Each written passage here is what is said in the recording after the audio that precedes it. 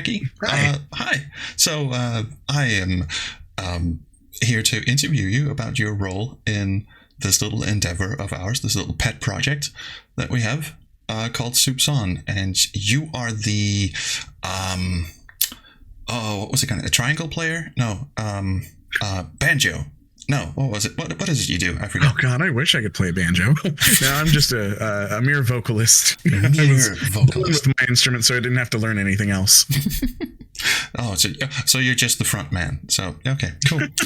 Yes. So well, let's briefly go over that. So your experience, training. When did you start singing? And has it always come easy to you, or what? It was always kind of a second nature thing. I have no formal training. It was just one of those things that, you know, like I grew up in South Texas. So even though my mom was not particularly forceful about it, we had, you know, Southern family. We went to church every once in a while. And the only thing I got out of that was singing the hymns.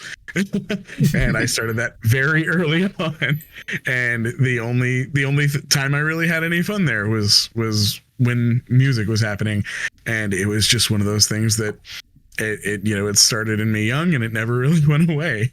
And I haven't really had, like I said, no formal training whatsoever, but everybody seems to think that I'm pretty good. So I'll take their word for it. As do I. So you're more of a sing in the shower kind of guy. It definitely started that way. It also turned into a lot of, like, I realized like my social life, you know, was a little iffy at a certain point, and then I realized, like, oh, there are karaoke bars. I can go out, I can sing songs people like, and then they will buy me drinks. So that was never my intention, but it worked out that way. So I was like, all right, that's pretty cool. That is a very good application of a life skill, I have to say. I've heard worse. So have you done like professional singing since you discovered that you actually have a talent for it? This is probably the most professional it's been. And I should also, going back, say that not just singing, but I guess vocal work in general has always kind of been a thing. I do have more of a background with speaking into microphones than singing into them. When I was, you guys may have not even had it all the way over there, but in the 90s, we had a radio station called Radio Disney, and somehow I got in good with people there. And it was a national radio station, but I had gotten to a point where they had me record like radio spots so that I was, you know, people could hear me relatively regularly on the air. I don't know if we have any tapes of that lying around, but I know it happened. I'm sure my mom's got one somewhere. Oh, cool. And then I just spent a lot of years as a, you know, theater kid doing theater stuff. And I mean, currently the most I get out of it is I work at a movie theater and I host a lot of events, including like some really, really, really cool stuff that I can't even talk about right now, but I'm really excited because, like, literally as of yesterday, I was having interviews with people way higher up than me about taking on a whole new role that's really exciting and will allow me to talk a lot about movies, which is definitely a passion of mine. But yeah, cool. The singing thing just kind of came with it because the more I talked, the more I sang. Like, my voice just kept trying to find new things to do. Well, you do seem to have a very natural skill at it. So how do you warm up, take care of your voice, and you're like, is it all just like? I mean, for me, it's all just judging on how I feel at the time. Like today, I had no need to warm up. I just made sure that my throat was dry, and I was good to go. Some days it'll be a little shakier than others. Like there were plenty of times where I was ready to go and record a song or two, and nothing sounded right, nothing felt right, and I could not, in good conscience, commit that version to finality. But it's one of those things, like when everything feels right and it just clicks, it just goes on its own. Yeah, and so the style of singing that you employ on the Soup's On, the Seventh Cast and 11th Hour stuff, is it's in the harsher range, or grittier range, I would say. So is that natural for you, or? Actually, that kind of just evolved with the project, I think, realizing how everything was going to sound. Like, I honestly, like, I was a big Broadway kid growing up, but I also listened to a lot of like heavier stuff. So it was a pretty clear, like a pretty even mix. But like, I just, it really, I think was just all about figuring out the tone of the piece and what would work best for it. Like, that's why, I mean, I don't know how much of the dirt we're airing out, but we went back and re-recorded the game, which was the first song that we did, because by the end of the project, I don't think either of us felt like that original take matched what we were going for in the end, now that everything had evolved and we knew how the whole thing was going to sound more or less from start to finish. Yeah, some asshole started going, you know what, this sounds a little bit different, doesn't it? One of those executive producer types. I was thinking it the whole time, so I was glad you said it. Well, the first take was really good, and I really enjoyed it. And then when you started sending in stuff like skeletons, and especially the final hour, where you just absolutely let it rip at the end, I was like, that's the one. That's the one I feel the best about, for sure. Yeah, that's a good one. Because that one, the early takes, they were just so basic and so terrible, and I'm glad nobody had to hear any. I probably went through it 10 times that night before I finally got to that completely unhinged version that we're going to put on the album. It is really, really good.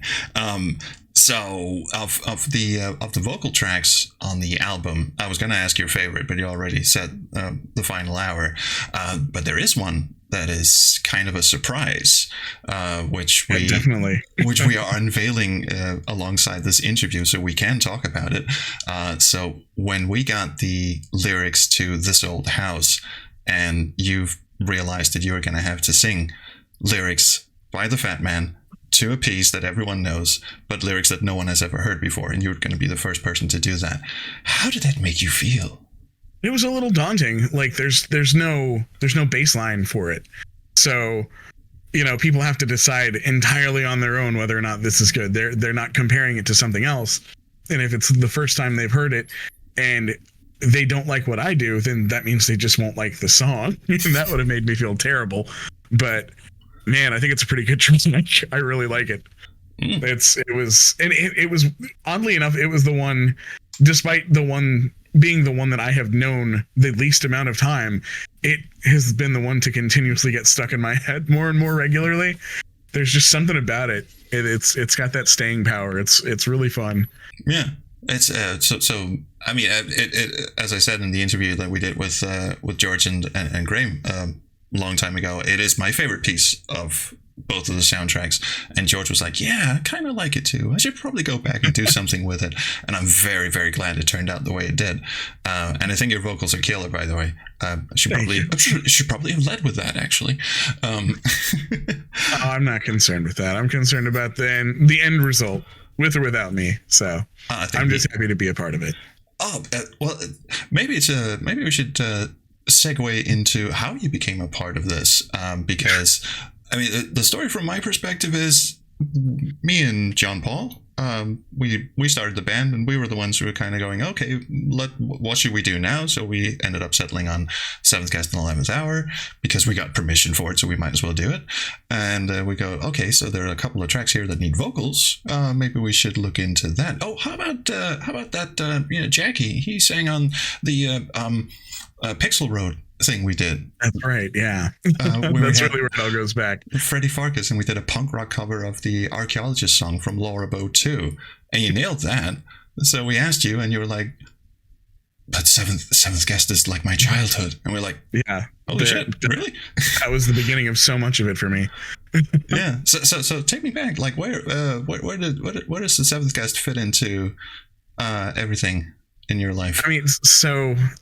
I mean, I'll just go all the way back because I feel like my whole upbringing involved adventure games in general. Like, no joke, one of my earliest memories was my mom playing Maniac Mansion on the Commodore 64.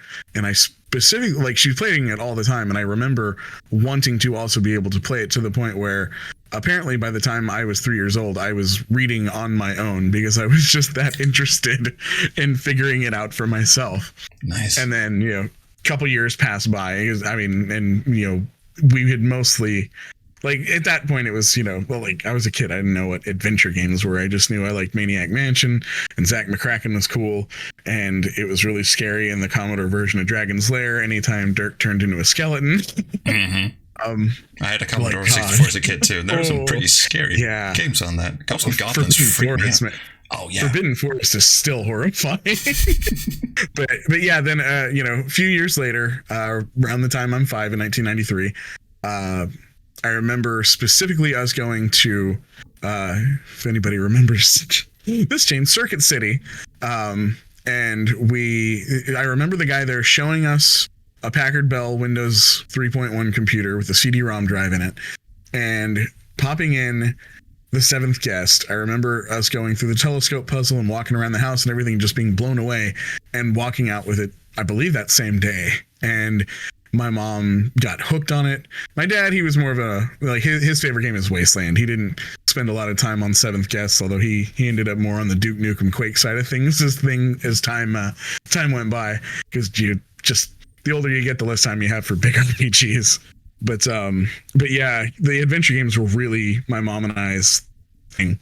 I mean, I guess you can call Seventh Guest an adventure game. It's mostly puzzles, but you're pointing and clicking. Yeah. It was one of those things that, like, I was just, like, I was a weird kid. I liked the spooky stuff. The vibes of it were immaculate, and of course, that's why you fit into the band. Incredible. The music was obviously incredible. I like that opening. Oh yeah. Like, just the tune up at the beginning with the big in the title, like there had never been anything like that before. It was like, oh, we're finally starting to merge the line between video game music and movie music into something totally different. And on top of that, the fact that the second disc contained the whole soundtrack. So I was able to, listen to it anytime I wanted while I was in my room doing other things. Once I hit whatever point I was able to have my own CD player. I listened to it constantly when I should have been probably listening to other stuff at that age. Like, it was definitely not what a kid that age would have normally been listening to, but I was obsessed. And then especially because, this elusive, like, the fat man, like, who is this guy? And then realizing as I got older that he was behind so much else. Like, I think the Zombies Ate My Neighbor soundtrack is Zombies Ate My Neighbor's soundtrack is one of the most incredible things anybody's put to 16 bits. He did music for the NES version of Maniac Mansion, which, that version's not the superior version, but I feel like the music is synonymous with it no matter which one you're playing. It's just, it's so good. And just, yeah, like, I mean, obviously his work with, I got like Wing Commander and all that too. Just everything he did was just unbelievable. And I feel like people don't respect that name quite enough today, considering how much of the groundwork he really laid. Oh, he's one of the legends, absolutely, and not just on the musical side, but then the technical side, like the whole business he had was all the timbers that he did for General Meaty and all that stuff. We could talk about how what a beautiful human the fat man is all day long. But so when you got into our little circle with, I suppose the Pixel Road was the first musical project we worked together on, but we actually had prior knowledge of each other's existence through the Facebook group that you're a moderator on. Yes, the Classic Gamers Guild, where, so I mean, I'm trying to rewind. I think the first, because well before the guild existed, like, I'll be honest, I listened to every episode of the podcast you made forever ago. That honestly was, you were putting those out during the exact time I needed something to distract from the rest of my life, so it was perfect. Do miss it though. Had a lot of fun with it. That's the Space Crest Historian podcast? Yes. All right. Yeah. So I had a lot of familiarity beforehand, but I also was like, oh, that's just this guy doing this thing that will never cross my path. And then the guild started up, and I made a lot of friends in there, to the point where back in, was it 2019? We were all in Seattle together at that house. Yeah. And that was definitely the first time we crossed paths, and I felt very short. And then, it just kind of went from there, where I know when you guys were working on the Pixel Road album, somebody threw my name out as somebody who might be able to help, and it kind of all just took off from there. Yeah.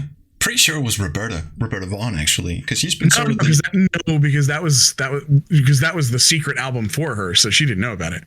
I think it was Sarah. Oh, right, of course. Yeah, that's right. We actually, I completely forgot how that started, because it started as a lathe cut that we gave as a present to her. Yeah. Damn. And then everybody was like, you should let other people hear this. And we're like, all right. We'll put it out as a 7-inch. But, oh, yeah, it's just because Roberta's been sort of the glue that's merged us together in a way. Because she's the one that brought me into the Classic Gamers Guild. She's kind of just been the glue that's held me together in general over these last few years. I do not know what I'd do without her. She is. There's so much of her, just like right here. There's a little, like, I don't like Funko Pop. She got the one that I like of John Waters. That's the only one I need. The little Monkey Island thing here. She helped facilitate that. Like, it's, she is so giving, so caring, and just so much fun. I do not know what I would do without her. And that is the reason why we did that record for her. Just to thank her because the only reason I was at that party in Seattle where we met for the first time was because she invited me. So there we go. What was like your reaction to being asked to record vocals for that thing? Obviously, we were doing it as a favor to a friend, and initially it wasn't going to be like a thing that came out to the general public. I mean, that was the thing where, like I said, I love Roberta more than anybody on the planet. So I was just happy to be contributing to something for her. But it was kind of daunting because as much as I've played probably, I'd say 70-75% of like the big Sierra games, but Dagger of Amon-Ra is one of the ones I haven't done yet. So I had to completely figure out what was going on with that song from scratch and sort of just work from there. Same here. I had no idea what the Archaeologist song even was until someone sent me a YouTube link, and I was like, really? We're doing this? And I was like, this could be fun if we just sped it up a lot. And then we did. But you actually did 2 takes of that. You did a straight take, as in the original material, which is kind of like, what is it, 1930s? Yeah, something like jazzy that. Stuff like that. And then there's the speed punk version that we did. And it was a lot of fun. Yeah. And we thought you had a killer voice. So John Paul and I did the arrangement and recording of that version of it, and you threw the vocals at us, and we were like, wow, this dude has a great voice. So you were a natural choice to ask to do the 7th cast, but we had no idea what your prior relationship with the 7th cast was. We just thought, okay, he's got a killer voice, let's get him in. It just happened that I turned out to be the one person who's been obsessed with it their entire life, so it worked out. But that also made it way heavier on me because it means so much, even though I know that objectively as a piece of art it has aged strangely, to say the least. And 11th Hour was awkward from the moment it hit. But I still have a soft spot for him. But yeah, it's like, I think that I put a weight on it for myself that probably doesn't need to be there, but that also pushed me to do the best possible work that I could do. I think you absolutely did, but there's no beating around the bush. The contributions on this album that I feel were weighted the most by insecurities were probably yours, because every time you throw a take at us, you're like, I can't listen to this. Someone tell me if it's okay. I have only been able to listen to them. Like, I finally listened. I think I listened to everything but Skeletons a few days ago, and I feel good about it. But I really had to. I just. Because as an artist, all you can hear, all you can see is like what you could do differently, what you could add to it if you took another take, and that I want it to get to the point where it's ready to press, it's ready to ship, and we can't change anything else, so that I can listen to it all in one go and appreciate it as a complete piece of work. Which we're almost there. Oh yes. So I was gonna ask you. So what are your you're now having completed the vocal parts for the album, all of them, which are 5 songs, if my math skills haven't completely. I believe it's 5. Yeah. Okay. So we got the game, we got Skeletons, that 7th cast, we got the Final Hour, Mr. Death, and This Old House. Yeah, that's 5. So Mr. Death, that's a bit of an oddball one, isn't it? It's always been an odd one. I remember the first time we loaded up that game and that started playing, and it was confounding, but in an interesting way. Especially because I think even George said he had no idea they were going to put that song there. Nope, it was just a joke band, essentially, one that he and then Rob Landeros was like, I'm going to put this in as the main menu theme. Really? But interestingly, for that track, you were specifically asked by George to do it in a strange German accent. Which I would have done anyway, so we're good there. Yeah, because I was kind of wondering what you were going to do with it, because we turned it into sort of a Nine Inch Nails-ish affair. It's not the lo-fi Germanic whatever it is from the original. But you went old school with it, did the German accents. Yeah, I knew if the man had a specific direction, we had to follow it. I felt like that was the one guarantee. We had to follow anything that he wanted, because he's the man, he's the maestro on this one. Oh, absolutely. And there was one specific word that he insisted that you pronounce a certain way. The game of chess. Yes. Because apparently that is how he had an acquaintance. I'm not sure if it was a family member or not. I should probably have looked that up before we started talking. But yeah, there's someone in his life that insisted on pronouncing chess with a soft CH. So that was, and you nailed that, sir. Perfect. Oh, that's good to hear.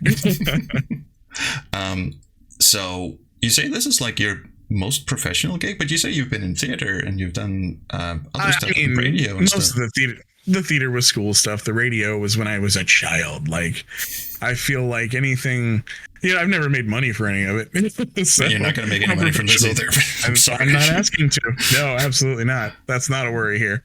But I feel like this is something with a wider reach and there's a bigger weight to it, for like there's a whole community that will actually be like, we had the fact that people full on kickstarted the album. Like, I haven't been involved in anything that many people wanted to experience before. So I feel like so I feel like at this point that's definitely the most, like I said, this carries the most weight for me, at least. I'm very happy you came on board and opening the album with our version of the game with your voice full frontal. It's like popping in the second disc. People full frontal for me. Just want their money back. Just wait till we do the band photos. See you at the end of July. Yes, but it's like popping in the second disc of the seventh cast, and that starts out with the game. So naturally, we had to put that in as the first track as well, and it needed the such a perfect good tone there. It always set that tone perfectly. Like, I remember, I don't know if you've seen it. I know it's floating around on YouTube now, but there was the old like making of Seventh Guest VHS from the 90s that came with the early copies of the game, and I watched that constantly. But yeah, the way they use the game, even in that, does such a good job of setting the tone and making you want to play it. Yeah. It's such a badass song. I love it so much. It's great, and there's just one point in the seventh guest where it starts to go, where you start to go, oh god, this is going to be stuck in my head forever and ever, and that's the piano puzzle, where yeah. But interestingly, it actually taught me how to play the theme on a piano. And nice. See, with us, that was a big cheat one, because old CRT screens, you could just use a dry erase marker on the board and number them in order, and that's what we ended up doing. Yeah, that is ingrained in my memory. I will be able to play the seventh guest theme, or the game theme, until the day I die, because that is just. But it's so. We forgot to ask technical stuff, equipment. So the gear that you've used to record the vocals. Now, interestingly, some of the first recordings that you did, that would be the first take of the game, and I think Mr. Death as well, were done in the projection booth at your job. Yeah. I mean, everything changed in a very short period of time, but I was working at the Alamo Draft House in Houston, or technically Katy, which is sort of right outside of Houston, but basically Houston. And I was in charge of several things. I ran the entire special events department, but I also worked as a projectionist. And I loved time in the booth because generally speaking, it was very solitary, very quiet. You could just focus on things. And when there wasn't that period of time where there was an alarm beeping constantly that was driving me insane, when that wasn't happening, I was able to record in probably the most peaceful environment I had available to me at the time. So it was, and now I have moved to Austin. I've started again, kind of at the bottom of things on the company, but I don't have a projection booth available to me as a result, but I have more space at home that I can work with peacefully. That makes it a little easier because I don't live with people that go to bed at 8 p.m. every night now. Which is usually when I do my best work, because the darker it is, the more comfortable I am in general. Again, you fit in so well with this band. But so the equipment that you used in the projection booth, did you just lug a laptop in and a microphone? Yeah, I had my laptop, and I mean, you can see it needs to desperately be replaced, but this beat up old Blue Yeti microphone, you can see the button has fallen inside the mic. It's like, to turn off the mute, I have to like poke something in there. Like it is ready to be replaced, but it's still functional. It still works and still gets the job. Hey, there we go. You can make a friend. That's a lot closer to how that button's supposed to look. But yeah, this thing I've probably had for a decade now, and it's still working, but I'm definitely ready to find something else. I feel like this project is enough of a reason for me to say, okay, we're doing things now. It's time to get new equipment. The further down the line I get. Oh, yeah, this is definitely not the last time. So far. Definitely not the last time we've asked you to do vocals. If you're willing and able for future projects, absolutely. Because and I can't see much that I would ever turn down. Even the things that don't have a place in my heart, that's still something. For one thing, it's always going to be something that somebody else loves, and I want to give that the respect that it'll deserve. But also, it'll be new adventures for me, and I'm always looking for ways to stretch myself as best I can as an artist, because otherwise, what are we doing here? Exactly. And I can't speak for, but I think the other band members would agree that your voice fits perfectly into the sort of music that we do. It's kind of a throwback to 1990s industrial rock, lots of fishnet and eyeliner and all that sort of stuff. But with I mean, this is normal today, but yeah, I thought about doing the full face, but it wasn't happening. I've been forbidden from doing the full face for a little over a decade now. I still do it when I'm home alone, though. Oh yeah. And I had to take off the nail polish. No. Hospital visits just falling off. Hey, we have the same color. Oh God, yeah. Yeah, well, you're not allowed to wear nail polish when you do CT scans, apparently. So they had me take it off. Really? Yeah, apparently. Oh, that's a good thing that I didn't have any on when I was in there last month, because I definitely had to have one. Jeez. Oh, okay.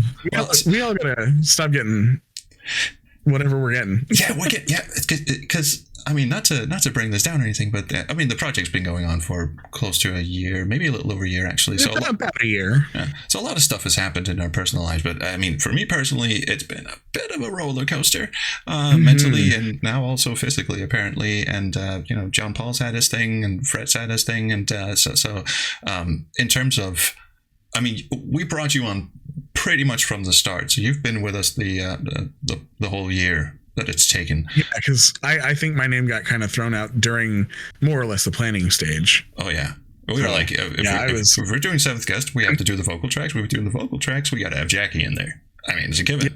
Yeah, and I feel like I pushed a little bit at least to get a little more, because I remember you weren't feeling. Was it I think it was the final hour you weren't originally feeling. And I feel like that ended up being the best one. Oh yeah. Oh, and not just for me, but for like the entire piece. It's such a blast. Oh, it's great. It's one of my favorite tracks on the album now as well. Favorite vocal tracks and just general favorite tracks as well. And just to clarify, I wasn't against you being on the project at all. It's the actual original track, the final hour. We were trying to do. Yeah, it's like 8 minutes of, and there's this long middle section, which it's wild, but it is fascinating. But it definitely, the refinement that was put into it for our version definitely helps it, I think. It's a matter of also preference. originally we were considering doing about half the work that I think has been put into the final product, so that may have changed it too. Maybe just slightly, but yeah, it's completely a matter of preference. But I've always found the final hour was like, yeah, but yeah, and then you sit down, you try to work out what it's actually doing, and we condensed it to a lithe 6 minutes, I believe, which is still pretty long actually. Yeah, it still would be tough to get radio play if anybody remembers what the radio is. Well, on the other hand, we could always throw the game at it. It's a very spry 8-9 minutes, I think. Where the hell was I going with that? Oh yeah, so personal. I mean, you don't have to go into specific, obviously, but the last year, like, you moved and you had the projection booth, and famously, you were unable to record vocals for, was it 2 weeks or something, because the projection booth turned into Chinese water torture or Chinese beeping torture. There was a specific error involving one of the hard drives up there, and until it got either turned off or replaced, it just beeped constantly, which my only method of fighting that was to, like, watch movies and stuff and play them louder than the thing, because otherwise it's all I would hear. But it definitely made it absolutely impossible to accomplish the one thing I wanted to do several of those days. Yeah. Oh God. So yeah, it's been a bit of a wild ride, but yeah, because there was that, and I mean, as I was sort of just implying, last month when I was just about to finish up, I think I only had one track left, and I caught fucking pneumonia, which is absolutely ridiculous, and that might actually be the, like, all things considered, maybe the worst week of my life, at least the least comfortable week of my life. Oh God. So yeah, like, just the timing, because I was ready. I had just finished the two, like, I had I think 3 tracks to complete, and I just done 2 of them, and I was ready to do that last one, and it just, my body said, not today, motherfucker. But as soon as I was ready and able to do so, I got that last one knocked out, redid one of the other ones to make it better. Like, just, I wanted to get it done, because I realized if I didn't do it now, who knows when we're going to have the chance next. Exactly. And we were coming down to the wire with the self-imposed deadline we were having, and I'll take the blame for some of it, because but we all had so many when you're a bass player, like, when their hand, the one thing they need to do the music, becomes unavailable due to injury, like, oh yeah, it just, like, literally anything that could have gone sideways in the most ridiculous way possible, like, it chose to every step of the way. Yeah. Oh, last question. So you're a theater kid. You're into Seventh Guest. You played it with your mom. It's this is all sort of I'm not going to say highbrow, but let's say it's a little more cultural than the sort of, like I said, fishnet stockings and eyeliner stuff that we're doing from the 1990s. So I just wanted to touch base on some of your musical influences. Because every time we start bringing up stuff like Static X, 9 Inch Nails, Stabbing Westward, and all that shit, you're like, oh yeah, I listened to that when I was a kid. Oh yeah, so, it was a little bit of every. Okay, so if you want the baseline for the person I became, the earliest memory I have of anything in my childhood is the Time Warp. Of course. So, why am I not surprised? Yeah, so that kind of sets it right there. And my mom, I can't, there's a lot of things I can't pinpoint about her, but her tastes in general are, like, especially with music, like, she probably listens to newer stuff than I do now. Like, it's weird. I'm stuck in the 90s. Yeah, but, like, I remember especially in the 90s, we would, one of my favorite memories, because I mentioned, that from time to time we would go to church because her family was at church and felt like we had to go. And I remember driving to church one morning while Typo Negative is playing, and he's drawling, "Jesus Christ looks like me," as we pull into the parking lot. And, like, if that more than anything, I think, really hammers home the environment in which I grew up. It definitely but it was a lot of musicals, like, you know, musical theater, musical movies, and then a lot of like really goth stuff. Like, you know, we were watching The Crow all the time, to the point where hell, James O'Barr, who created the comic of The Crow, is essentially an adopted uncle in our family now. Because I could go into so much detail about all the weird shit my mom's done, but she became, especially around 2005, for about 10-15 years onwards, like the hospitality at a convention back home in Corpus Christi. And like, yeah, she would just make friends with people all the time. And one of them was James O'Barr, who to this day considers himself part of the family. So we're, you know, directly on board with goth royalty at this point. Absolutely. Way more than I mean, there is kind of a connect. When you were talking about Type O Negative and driving to church, a memory popped into my head, because I was an exchange student in the state of New York, not the actual city, but in the state of New York in 97 to 98. And I remember going over to one of, you know, my host family's friends' houses or something, and, you know, meeting people that I would never meet again. And they were a very religious family, so they, you know, sat down, said grace and all that. And, you know, the kids were like, okay, should we go to the store and pick up some soda or whatever? And we go, yeah. And the parents are like, God be with you and all that sort of, bless you and all that stuff. And it's like, okay, I better keep my mouth shut, because they're a very religious household.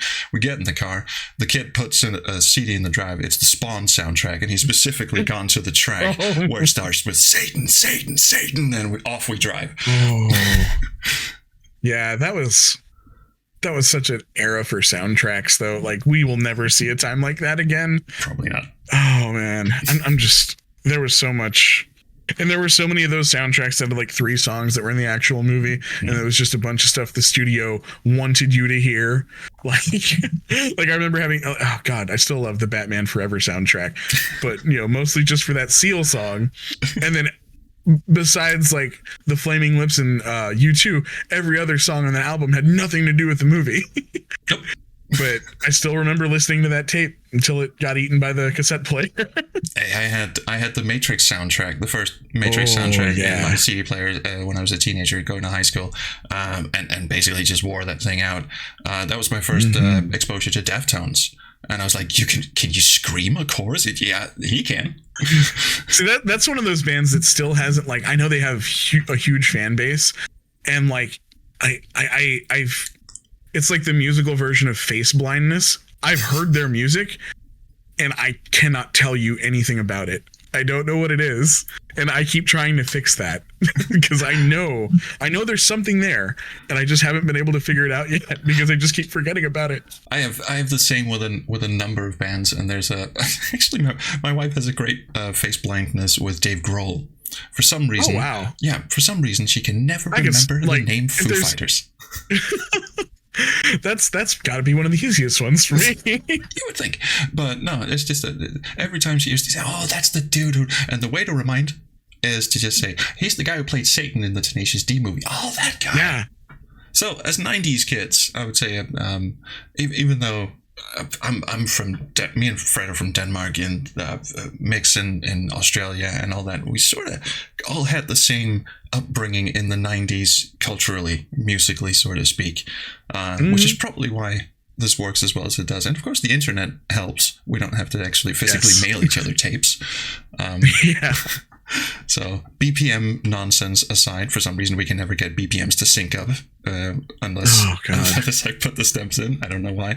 But other than that, it's an absolute joy to make music with you and with everyone else in the band. So thank you so much for being here. Of course, and it's been a joy for me, and I've just been so delighted to get to be a part of this. Like it's all the bumps in the road aside, it has been everything I could have hoped for it to be. Like this final product has gone where I wanted it to go, no matter how hard it was for us to get there. Let's be clear. The actual project never so much got in the way as real life kept trying to derail us in the road. Yeah. But the fact that we were too stupid to let life tell us when to quit. Exactly. I think that's what it's always boiled down to for me. There it is. Life will stare me in the face and say stop, and I will say what? and keep on going. And having great source material definitely didn't hurt. It really, yeah, that helped a lot. Like even a bad version of this music would still probably be pretty good. Oh, well, but thankfully, just wait for the remix album. Yeah, I mean, I should start throwing around ideas for that too. Oh, please do. What can I possibly do to make this worse? But hey, cheers again. Thank you so much. Thank you for everything. Like I said, this has just been an incredible journey, and I'm looking forward to way more. Me too. You have a great voice. Thank you so much. See you. See you around.